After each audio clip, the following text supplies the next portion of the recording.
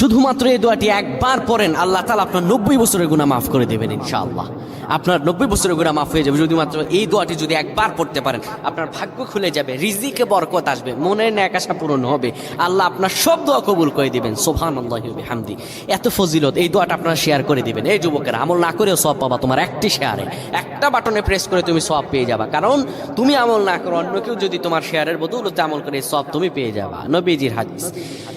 আমার ভাইয়েরা, আল্লাহর কাছে দোয়া করা, আল্লাহর কাছে দোয়া চাওয়া, এটি হলো মুমিনদের কাজ। আমার আল্লাহ বান্দাকে বলেন, বান্দারে উদউনি আস্তাজিব লাকুম, আমার কাছে চাও, আমার কাছে চাইলে আমি আল্লাহ তোমাকে দিয়ে দিব।